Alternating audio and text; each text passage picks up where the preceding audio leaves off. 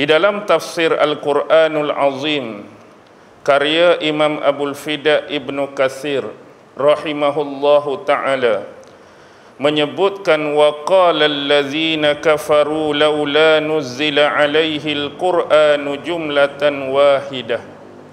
Di dalam ayat ini Allah Subhanahu wa ta'ala telah memberikan penerangan dan penjelasan, terutama yang berkaitan dengan sifat-sifat dan juga ciri-ciri manusia-manusia yang kufur, manusia-manusia yang kafir. Selalunya sifat-sifat dan ciri orang-orang kafir yang sinonim, yang dekat dan akrab dengan mereka ialah suka menentang, suka melawan, suka mengingkari setiap arahan-arahan dan perintah daripada Allah dan juga utusannya, sama ada dari kalangan nabi-nabi dan juga rasul. Tetapi yang istimewanya di dalam ayat ini Allah menceritakan satu lagi sifat yang dipunyai oleh orang-orang kafir, iaitu sifat mereka yang suka mencampuri perkara-perkara ataupun hal-hal yang bukan menjadi urusan mereka. Hal tu sebenarnya bukan urusan mereka, tapi mereka suka campur. Ini antara salah satu sikap yang dijelaskan oleh Allah melalui ayat ini. Dan kita boleh melihat dengan begitu jelas dan terang melalui perkataan mereka. Laula nuzzila alaihi al-Qur'anu jumlatan wahidah. Orang kafir ni menyebut, mengapakah Allah Subhanahu wa ta'ala tidak menurunkan Al-Quran ini kepada Nabi Muhammad dengan sekaligus, turun secara serentak, turun secara sekali turun. Yang ni sebenarnya bukan urusan depa pun. Hak menurunkan Al-Quran, hak menurunkan mana-mana kitab, hak menurunkan kalam dan firman-Nya bukan urusan orang kafir dan bukan urusan sesiapa pun. Ini adalah hak mutlak oleh Allah Subhanahu wa ta'ala. Bagaimanakah bentuk perkataan tersebut, bilakah penurunannya, itu adalah dalam bidang dan urusan Allah Subhanahu wa ta'ala. Baik, daripada pemaknaan tersebut disimpulkan, asal pertanyaan mereka ialah, mengapa Al-Quran yang diturunkan kepada Nabi Muhammad sallallahu alaihi wasallam ni tidak diturunkan secara sekaligus, sama seperti yang Allah Subhanahu wa ta'ala tu sendiri yang pernah menurunkan kitab Taurat kepada Nabi Allah Musa alaihi salam. Kalaulah dulu Allah yang sama, Tuhan yang sama pernah turunkan Taurat kepada Nabi Musa, tapi mengapa dulu Allah turunkan Taurat kepada Nabi Musa sekaligus, secara sekali turun serentak, tapi kenapa bab Nabi Muhammad ni tidak demikian? Dan soalan yang kita boleh tarik berkenaan dengan kitab lain, kenapa Allah turunkan Al-Quran kepada Nabi Muhammad ni tidak secara serentak sama seperti Allah turunkan kitab Zabur kepada Nabi Daud dulu? Kitab Zabur dulu Allah yang sama jugalah yang turunkan kepada Daud, tapi serentak, tapi sekaligus. Dan mengapakah Allah Subhanahu wa ta'ala tidak menurunkan Al-Quran kepada Nabi Muhammad sekaligus, sama juga seperti dia menurunkan kitab Injil kepada Nabi Allah Isa? Dengan kata lain, rangkuman daripada pertanyaan mereka, mengapakah Al-Quran ni yang Allah turun pada Nabi Muhammad tidak sama dan tidak seperti cara turunnya kepada Nabi-Nabi sebelum ni? Pasal apa dulu Taurat sekaligus, Zabur sekaligus, Injil sekaligus, tiba-tiba mai tang Al-Quran ni nak buat secara beransur-ansur, nak buat secara berperingkat-peringkat? Kenapa tak buat macam kitab-kitab samawi sebelum ni? Jadi inilah yang dimaksudkan tadi antara sifat mereka yang suka mencampuri hal dan perkara yang bukan urusan mereka. Itu adalah hak Allah, bagaimanakah bentuk, cara dan kaedah sesuatu firman tu nak diturunkan oleh Allah. Rentetan daripada perkara tersebut, kalaulah benda ini dibiarkan berlangsung dan berlanjutan, sebagai contoh, saya nak kemukakan beberapa perkara.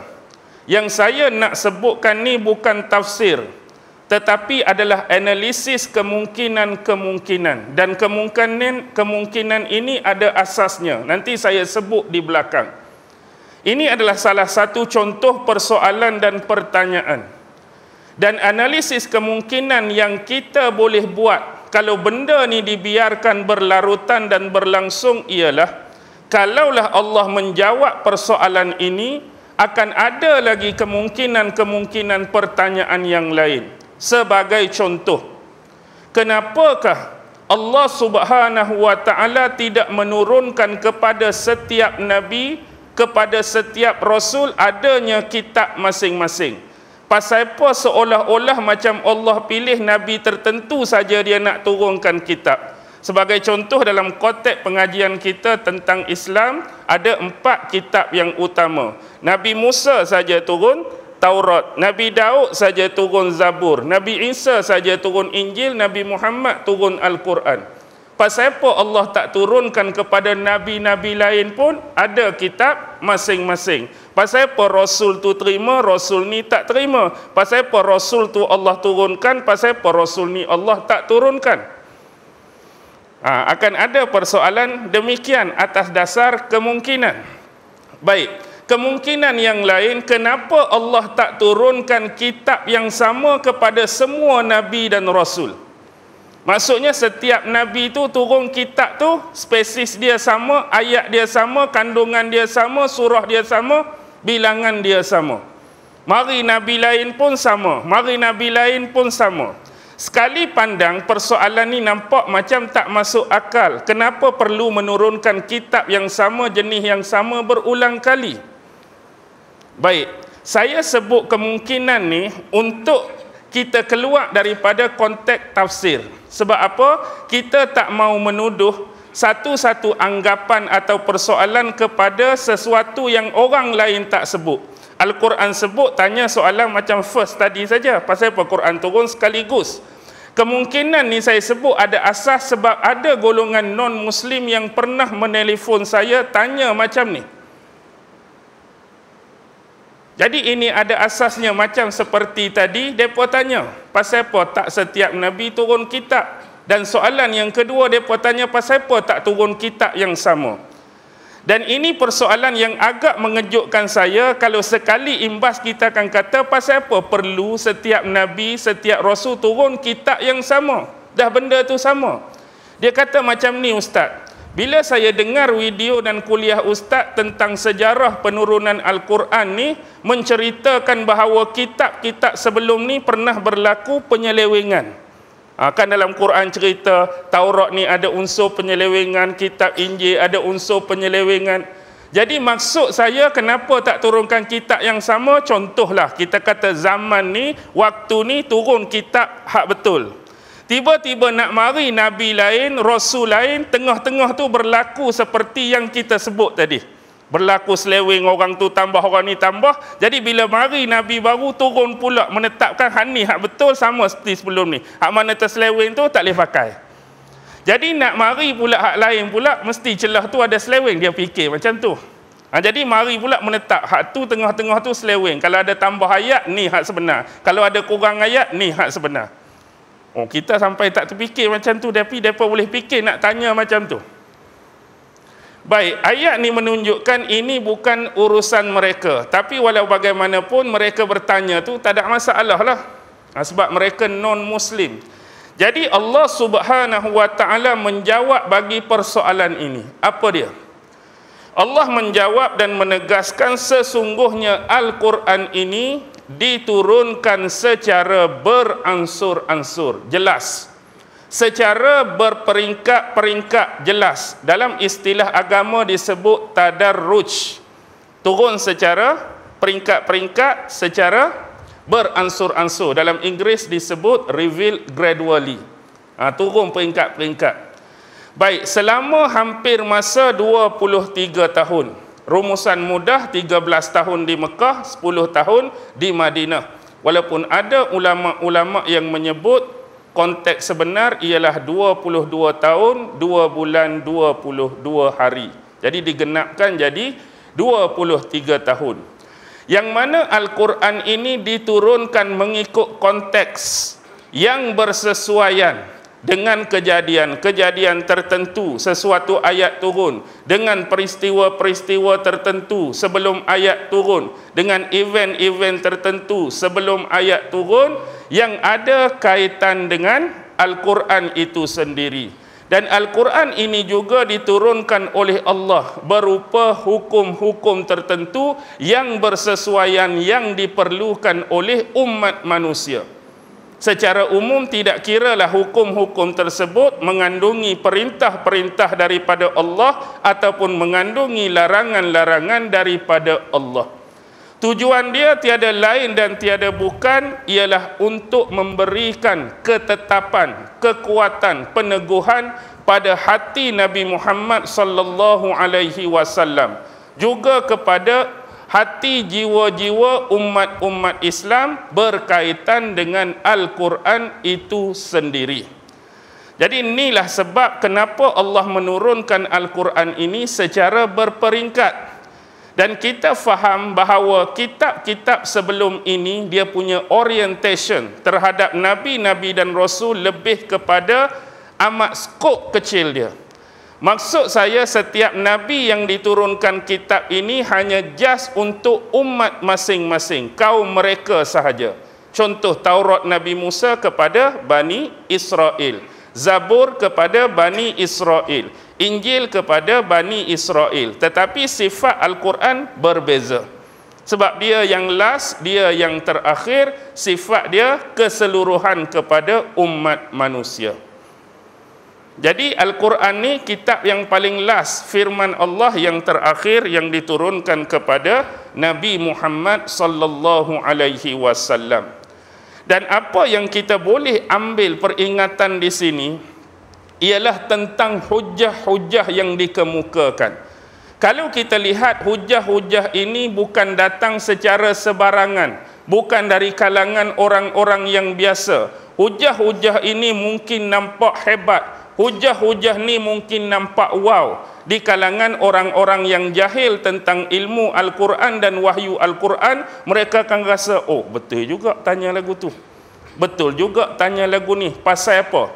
Dan jawapan-jawapan yang Allah berikan terhadap respon persoalan mereka ni jelas menyundukkan kepada kita bahawa apa? Bahawa Allah dengan jelas nak tutup rapat-rapat perkara-perkara yang tidak patut difikirkan, perkara-perkara yang tidak baik difikirkan terhadap Al-Quran dan kitabnya itu sendiri. Jadi sebab tu, mari persoalan ayat Al-Quran turun, Allah jawab. Mari persoalan ayat Al-Quran turun, Allah jawab. Jadi tak mau bagi buka benda ni besar-besar, yang mana memberikan peluang kepada orang fikir yang bukan-bukan, fikir macam mana nak menjatuhkan, fikir bagaimana nak merosakkan ayat-ayat Al-Quran itu sendiri. Allah tutup terus dengan jawapan-jawapan yang diberikan. Samalah seperti Allah sebut dalam firman dia. Buka surah yang ke-17 dalam Quran, surah Al-Isra, ayat 106. Ayat 106 firman Allah Subhanahu wa taala, wa Qur'anan faraqnahu litaqra'ahu 'alan nasi 'ala muksin wa nazzalnahu tanzila. Wa Qur'anan faraqnahu. Baik, kita akan bincang tentang kalimah faraqnahu sekejap lagi.